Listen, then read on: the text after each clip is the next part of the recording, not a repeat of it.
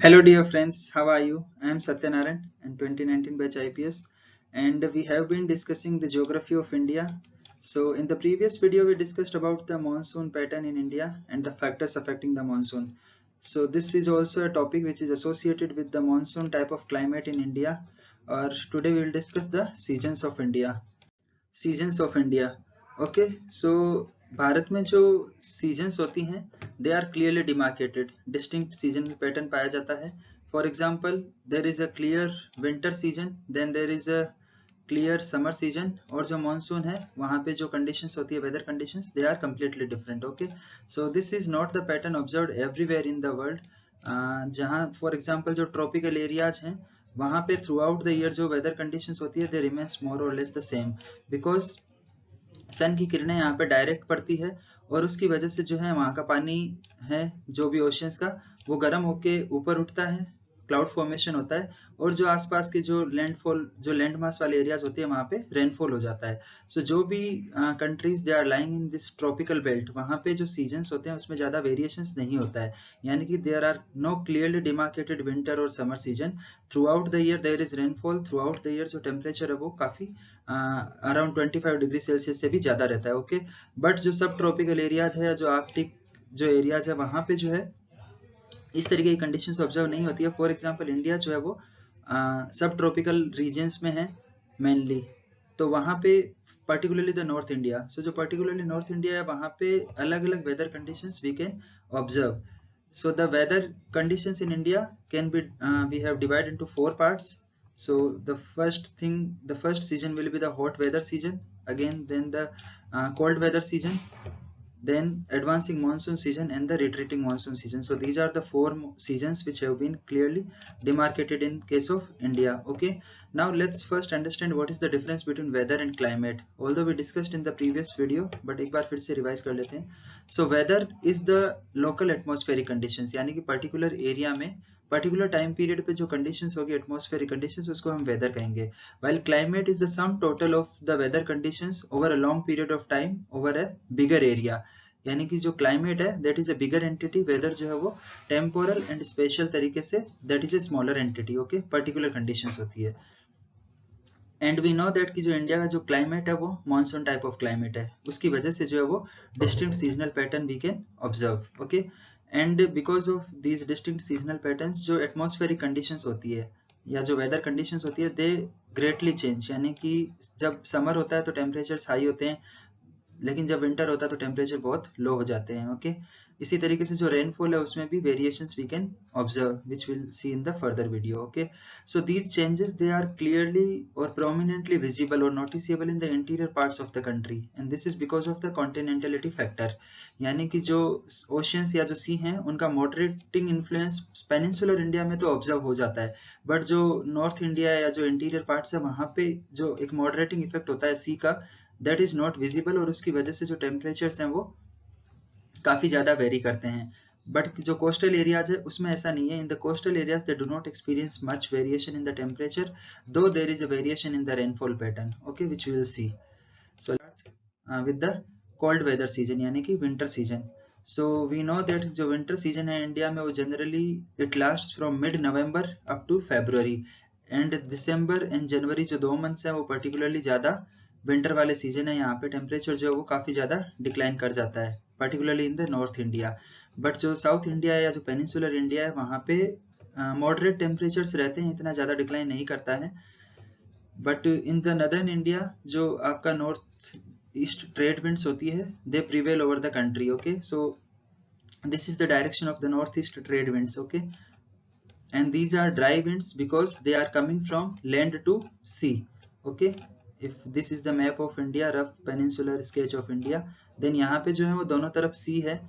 but these winds come from the land to sea इसलिए वो है कोई moisture नहीं लेके आ सकती है and they are it is a particularly dry season okay another characteristic feature of the winter season in India is the the inflow of the cyclonic disturbances so we already discussed in the previous videos that जो Mediterranean सी है वहाँ पे low pressure system generate होते हैं यानी कि cyclones generate होते हैं और वो जो विंटर वाले जो मंथ है इंडिया में पर्टिकुलरली दिसंबर और जनवरी उस टाइम पे जो ये साइक्लोन्स है they travel from Mediterranean sea towards India, okay.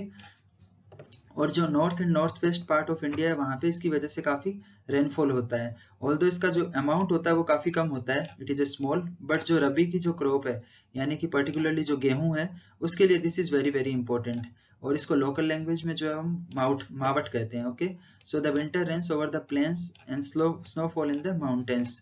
जो ये साइक्लोनिक डिस्टर्बेंसेस जो आते हैं जिसको हम वेस्टर्न डिस्टर्बेंसेस के नाम से भी कहते हैं, वो मेडिटेरेनियन सी से ओरिजिनेट होते हैं और जो नॉर्थ वेस्टर्न और जो नदर्न इंडिया है वहाँ पे they are causing rainfall, okay. So this is a very important concept. What is mavath?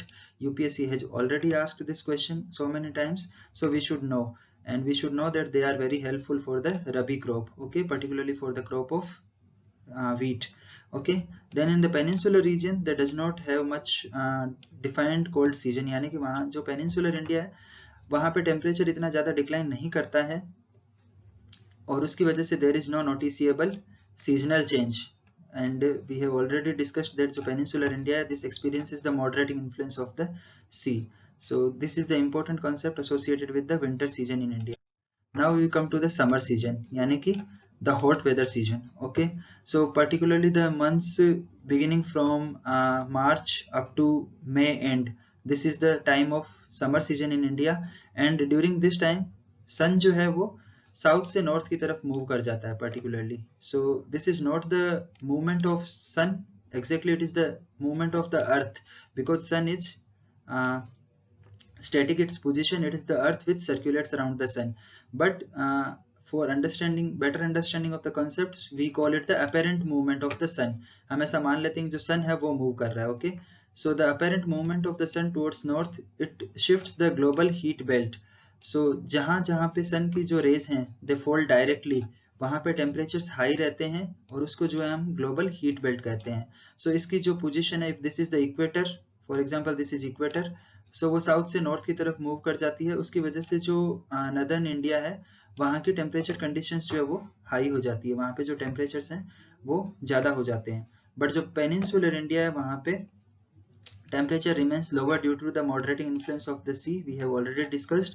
और इसकी वजह से क्या होता है कि जो टेम्परेचर राइज करता है वहाँ की जो एयर होती है वो गर्म होकर ऊपर की तरफ उठती है और जो सरफेस होती है वहाँ पे लो प्रेशर सिस्टम जनरेट हो जाता है, वहाँ का जो प्रेशर होता है वो काफ़ी डिक्लाइन कर जाता है. और इसकी वजह से जो थार डेजर्ट है इन राजस्थान अप टू छोटा नागपुर प्लेट्यू इन बिहार, एक लंबी जो है वो लो प्रेशर ट्रफ बनती है. लो प्रेशर ट्रफ यानी कि इस पर्टिकुलर पूरा जो नदर्न इंडिया की जो बेल्ट है इसमें प्रेशर कंडीशन जो है वो लो होगी और जो आसपास के जो एरियाज होंगे वहां से जो है विंड्स इस वाले एरिया में आएगी. उसकी वजह से क्या होता है, circulation of air begin. And ये जो सर्कुलेशन ऑफ एयर होता है इसमें इसकी वजह से काफी strong gutsy hot dry winds blow करती है, ओके. और जिसको हम जो लोकल लैंग्वेज में लू कहते हैं, okay. So we know that over the entire northern India during these months जो लू ब्लो करती है they are very fatal in nature और हीट वेव्स भी इनकी वजह से जनरेट होती है. Another feature which is associated with the summer season in India is the dust storms, यानी कि जो धूल भरी आंधियां होती है. This is also very common during this period and particularly in the month of May. So the characteristic feature of these dust storms is that they bring temporary relief as they cause as they lowers the temperature and they bring slight rainfall, okay. So जो ये धूल भरी आंधियां होती हैं इनके साथ साथ जो है वो थोड़ी बहुत बरसात हो जाती है, उसकी वजह से there is a decline in the temperature और उसकी वजह से जो है वो बहुत जो हार्श हीट कंडीशंस होती है उससे थोड़ा टेम्पररी रिलीफ मिल जाता है. Another very important concept associated with the summer season is these local wind storms. So these local thunderstorms they are known as by different names in different areas. For example, जो बंगाल वाला जो region है, this is known as kaal baisakhi, okay. These local thunderstorms they are associated with violent winds and torrential downpours, okay, and often accompanied by hail, यानी कि जो है ओलावृष्टि भी हो जाती है, okay. और जो साउथ वाला जो रीजन है Kerala and Karnataka particularly in these states these pre-monsoon showers, यानी कि जो मानसून के पहले की जो बरसात है, this is known as mango showers because they help in the ripening of the mangoes. So जो mango की फसल होती है उसको पकने में help करते हैं, इसलिए this is known as mango showers. So what are the mango showers in Kaal Baisakhi? UPSC has asked this question earlier also. So this becomes an important question. We should know that they are the local thunderstorms, okay, and they are very important for the economy of the country. Next we come to the third season, that is the advancing monsoon. So we already discussed in detail in the previous video that in the first week of June जो monsoon होता है that hits the coast of Kerala. So जो मई वाला जो month होता है और जो जून वाला मंथ होता है उस टाइम पे जो नॉर्थ इंडिया है, पर्टिकुलरली जो तिब्बत का पठार है, वहाँ पे लो प्रेशर कंडीशंस जनरेट होती है because of the intense heating of the sun, और जो वहाँ की एयर होती है वो अपर राइज करती है और एक अपर एयर में जो सर्कुलेशन हो जाता है, okay. So this low pressure system की वजह से जो सदर्न ओशियंस जो हैं, पर्टिकुलरली द इंडियन ओशियन, वहाँ की जो विंड्स होती है, suppose this is equator, this is India, okay, here this is India on the northern India particularly, और this is the Indian Ocean, okay, suppose this is the Indian Ocean. So यहाँ की जो winds होगी उनकी direction कुछ इस तरह से होती है, okay, because of the Coriolis force. When these winds, because यहाँ पे जो है वो हाई प्रेशर जनरेट हो जाता है और इधर जो है वो लो प्रेशर होता है, okay, over the northern India. So इसकी वजह से जो यहाँ की जो हवा होगी या जहाँ यहाँ की विंड्स है, this is attracted towards the this northern India, और इसकी जो डायरेक्शन है जब इक्वेटर को क्रॉस करती है तब तक इनकी डायरेक्शन इस तरह से रहती है. This is the south easterly direction, okay, but once they crosses the equator their direction becomes south westerly direction, okay. So ये जो साउथ वेस्ट मानसून होता है, this is the advancing monsoon in India. So this is the direction of the south west monsoon, and they originate over the warm subtropical areas of the southern ocean, and then they are attracted towards the northern hemisphere, okay, from the southern hemisphere. Then they cross the equator and blow in a southwesterly direction, which I have already explained here, and then they enter the Indian peninsula as the southwest monsoon. So this we already know. So as these winds blow over the warm oceans, they bring abundant moisture, काफी सारा moisture अपने साथ carry करती है, and because of this they cause rainfall in the Indian peninsula first and then the entire India. So these are very strong winds. They blow at an average velocity of almost 30 kilometers per hour, and with the exception of the extreme northwest, जो extreme northwest है और जो कुछ जो तमिलनाडु का जो Coromandel coast है, उसके अलावा जो एडवांसिंग मानसून है उसकी वजह से थ्रू आउट द कंट्री जो है वो रेनफॉल होता है. Then distribution of the advancing rainfall हम देखते हैं कि जो suppose this is the peninsular India, यहाँ पे जो है वो वेस्टर्न घाट फैले हुए हैं और वेस्टर्न घाट्स की जो हाइट है वो काफी ज्यादा है. सो जो windward side of western Ghats है, यानी कि this is the windward side, this is the levered side, okay, this is windward side, this is leeward side. So because the clouds they are approaching from this side, so maximum rainfall happens in these areas, so windward sides है, okay. So early in this season the windward sides of the western Ghat they receive very heavy rainfall, more than 250 centimeters, okay. And the Deccan Plateau and the Madhya Pradesh के जो कुछ हिस्से हैं वहाँ पे भी इसकी वजह से आगे फिर फर्दर जब ये मानसून विंड्स प्रोग्रेस करती है तो मध्य प्रदेश और जो सेंट्रल इंडिया है वहाँ पे भी रेनफॉल हो जाता है. बट जो मैक्सिमम रेनफॉल होता है मानसून की वजह से वो होता है नॉर्थ ईस्ट इंडिया में, बिकॉज जो बे ऑफ बंगाल की जो ब्रांच है मानसून की वो काफी स्ट्रॉन्ग होती है, काफी ज्यादा मॉइस्चर अपने साथ कैरी करती है, और जो नॉर्थ ईस्टर्न की जो हिमालय हिल्स हैं, यानी कि जो गारो खासी जयंतिया हिल्स हैं और जो बाकी ईस्टर्न हिमालयाज है, उसकी वजह से वहां पे उस पर्टिकुलर एरिया में जो है वो काफी ज्यादा रेनफॉल होता है. एंड वी नो दैट जो मोसिन वरम है खासी हिल्स में मेघालय में, this records the highest rainfall around the world, okay, average rainfall throughout the year. So this is very important, we know it. Then rainfall in the Ganga Valley decreases from east to west. So this is also important point which we should remember कि जो rainfall है वो eastern India में ज्यादा होता है और जैसे जैसे हम वेस्ट की तरफ मूव करते हैं वो कम होता जाता है. So UPSC can ask this statement is that the rainfall in the Ganga valley increases from east to west, then it will become wrong. So we should remember कि जो रेनफॉल का जो पैटर्न है वो ईस्ट से वेस्ट की तरफ decrease होता है. देन वी नो दैट कि जो राजस्थान और जो गुजरात के जो वेस्टर्न पार्ट्स हैं वहां पे बहुत ही कम रेनफॉल होता है, scanty rainfall, okay. So this is the distribution of the rainfall during the monsoon. Now, and very important concept, that is the break in the monsoon. So break in the monsoon क्या होता है? This is generally जो monsoon वाला time होता है उसमें ऐसा होता है कि कुछ दिन के लिए बारिश होती है, then there is a period of no rainfall, यानी कि कुछ दिन फिर वापस बारिश नहीं होगी, then there will again the rainfall will resume. Okay, so this happens because of various reasons which we discussed in the previous video. और for the various reasons the trough, यानी कि जो monsoon trough जो है, its axis keep on moving from northward and southward. Okay, so इसकी वजह से जो है वो break in monsoon break in the rainfall होते हैं, या we can call it the break in the monsoon, and they are the wet and dry spells which I already told. कुछ दिन बारिश होगी, फिर वापस नहीं होगी, फिर होगी, फिर वापस नहीं होगी.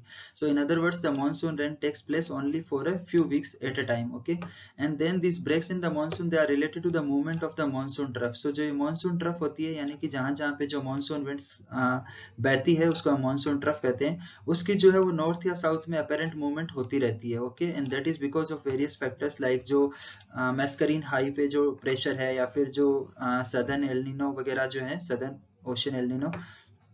So all these factors are associated with the variations in the monsoon. So when the axis of this monsoon trough lies over the plains, यानी कि जो नदन के जो प्लेन है वहां पे अगर होता है, तब इंडिया में जो है वो रेनफॉल अच्छा होता है. Okay, but when this shifts more north and they are closer to the Himalayas, उस टाइम पे क्या होता है कि जो नदर्न इंडिया जो होगा, या जो पेनिनसुलर इंडिया होगा, वहां पे जो है रेनफॉल इतना ज्यादा नहीं होगा, ड्राई स्पेल्स होंगे, लेकिन जो हिमालयन रीजन है वहां पे रेनफॉल काफी ज्यादा होगा, और उसकी वजह से जो बहुत सारी रिवर्स निकलती है हिमालय से, वहां पे फ्लडिंग की कंडीशंस हो जाएगी, क्योंकि जो उनके कैचमेंट एरिया में वाटर की अमाउंट है वो बढ़ जाएगी. Okay, so this will cause floods in the northern plains. Then the effect of the cyclones on the monsoon rainfall. So जब इंडिया में रेनफॉल हो रहा होता है मानसून की वजह से, उसी पर्टिकुलर टाइम पे जो बे ऑफ बंगाल है वहां पे साइक्लोनिक डिप्रेशंस जनरेट होते हैं. और ये जो साइक्लोनिक डिप्रेशंस है, suppose this is the peninsular India and this is bay of Bengal. So यहाँ से जो साइक्लोनिक डिस्टर्बेंसेज जनरेट होते हैं, they move towards the Indian coast. Okay, and this is suppose Andhra Pradesh and Odisha coast. So mainly these cyclones hit this Andhra Pradesh and Odisha coast. और उसके बाद में जो पूरी मानसून ट्रफ है उसके अलोंग ये मूव करते हैं वेस्टर्न इंडिया की तरफ. Okay, so these depressions they form at the head of the Bay of Bengal and they cross over the mainland, and these depressions follow the axis of the monsoon trough. So जहाँ जहाँ पे ये monsoon trough का axis होता है वहाँ पे ये they cause heavy rainfall. Okay, so this monsoon is known for uncertainties, because कभी जो है वो ड्राई स्पेल्स हो जाते हैं, कभी वेट स्पेल्स हो जाते हैं, और इसकी जो इंटेंसिटी है या जो फ्रीक्वेंसी ऑफ रेनफॉल है और ड्यूरेशन ऑफ जो ओवरऑल रेनफॉल है वो भी काफी वेरी करता है. उसकी वजह से जो है वो इंडिया में कभी सूखा पड़ता है और कभी बाढ़ आ जाती है. Okay, so while it causes heavy floods in one part of the country, it is responsible for drought in the another part of the country. So we will see the annual distribution of rainfall in a map at the end of this slide, and it is often irregular in arrival. कभी ये for example 1st of June को Kerala hit कर जाता है, कभी 15th June तक भी नहीं आता है. So I told you in the previous video कि बहुत सारे फैक्टर्स होते हैं जो इंडियन मानसून को अफेक्ट करते हैं. It is a very uncertain phenomena. उसकी वजह से जो इंडियन मेटीरियोलॉजिकल डिपार्टमेंट भी जो है वो एकदम पूरी सर्टेनिटी के साथ 100% एक्यूरेसी के साथ प्रिडिक्ट नहीं कर पाते हैं. ओके, और इसकी वजह से जो इम्पैक्ट होता है वो ये होता है कि जो एग्रीकल्चरल सीजन है वो काफी ज्यादा प्रभावित होती है इससे, और जो मिलियंस ऑफ फार्मर्स है उनको इसका नुकसान हो जाता है कई बार. Okay, then the retreating monsoon, this is the 4th season. So till now we have discussed the winter season, then we discussed the characteristics associated with the summer season. Then हमने देखा कि जो मैक्सिमम रेनफॉल है India में that happens during the advancing monsoon. Now we will see the retreating monsoon, यानी कि जो monsoon वापस लौटता है. तो हम देखते हैं कि जब अक्टूबर बिगिनिंग के जो मंथ होते हैं, तो जो सन की पोजीशन होती है वो वापस नॉर्थ से शिफ्ट करती है साउथ की तरफ. ओके, सदर्न हेमिस्फीयर की तरफ. और उसकी वजह से क्या होता है कि जो पहले नॉर्थ इंडिया में लो प्रेशर कंडीशंस थी वो धीरे धीरे हाई प्रेशर कंडीशंस में चेंज होने लगती है, और जो ओशियन है वहां पे लो प्रेशर सिस्टम जनरेट होने लगते हैं, और जो विंड की जो डायरेक्शन होती है वो कम्प्लीटली रिवर्स हो जाती है. ओके, इसकी वजह से क्या होता है कि अब by the end of October जो नदर्न इंडिया है वहां से एंटायरली जो मानसून है वो विड्रॉ कर जाता है. Okay, and during the October and November the apparent movement of the sun, this monsoon trough or the low pressure system, it becomes weaker, and this is replaced by the high pressure system in the northern India. And because the southwest monsoon winds gets weakened, they start withdrawing gradually, उनकी direction reverse हो जाती है. And the months of the October and November, they form a period of transition from hot rainy season to the dry winter conditions. Okay, so the October and November, they are the month of transition. और उस time पे जो skies होते हैं वो they are clear and there is a rise in temperature. Okay, so while the temperatures are high during the daytime, during the night times they are cool and pleasant. Okay, and the land is still moist. So उसकी वजह से काफी जो air में humidity होती है and temperature जो है वो काफी हाई होते हैं. So this creates a condition which is known as October heat, because जो वेदर होता है वो अनबेयरिंग हो जाता है, बिकॉज जब एयर में ह्यूमिडिटी होती है और साथ ही में टेम्परेचर हाई होता है तो it becomes really unbearing, and this is known as October heat. So UPSC has also asked this question, what is October heat? So we should know it. Then in the second half of the October, the temperature begins to fall rapidly in the northern India. Okay, while in the peninsular India, the decline is very gradual and it is not that much sharp. Okay, then we will understand the phenomena associated with the retreating monsoon, that is the low pressure conditions that was over the northwestern India earlier that get transferred to the Bay of Bengal by early November, and this shift caused the occurrence of cyclonic depressions again in the Andaman Sea. So वहाँ पे जो अंडमान सी है Bay of Bengal में, वहाँ पे cyclones originate होते हैं, and these destructive cyclones they cross the eastern coast of India and they cause heavy rainfall during these months. Okay, और जो गोदावरी, कृष्णा, कावेरी जो इन रिवर्स के जो डेल्टाज है वहाँ पे काफी ज्यादा रेनफॉल होता है और काफी ज्यादा नुकसान भी हो जाता है. जो नुकसान होता है that is both to the life as well as to the property.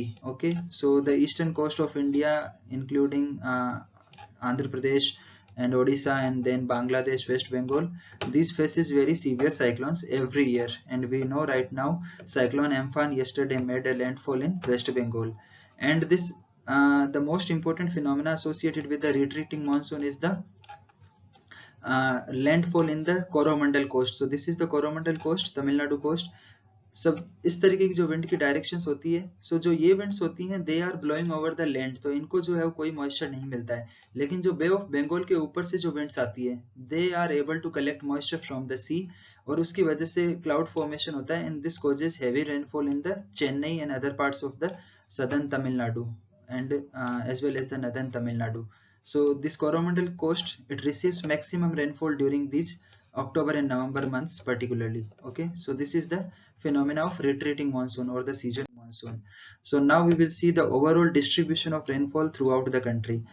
So because जो monsoon होता है Indian monsoon, it hits these western Ghats coastal areas, so यहाँ पे जो है maximum rainfall होता है, और जो this नॉर्थ ईस्ट इंडिया जो है यहाँ पे जो है वो बे ऑफ बंगाल ब्रांच की वजह से जो रेनफॉल होता है इसकी वजह से भी काफी हाई रेनफॉल होता है. So these are particularly the areas where 400 centimeter से भी अबव एनुअल रेनफॉल होता है. ओके, देन जो नेक्स्ट जो फर्दर इनके सराउंडिंग वाले जो एरिया है वेस्टर्न घाट में और इनके साथ वाले जो एसोसिएटेड एरियाज है नॉर्थ ईस्ट इंडिया में, वहां पे जो रेनफॉल होता है that is around more than 200 to 400 centimetre.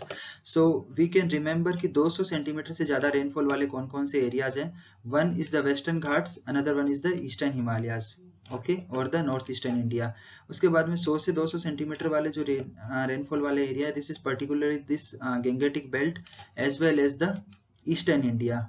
This includes West Bengal and Jharkhand, Chhattisgarh and some parts of Madhya Pradesh and Uttar Pradesh, Bihar completely. Okay, so in जो particular states है वहाँ पे 100 से 200 centimetre annual rainfall होता है.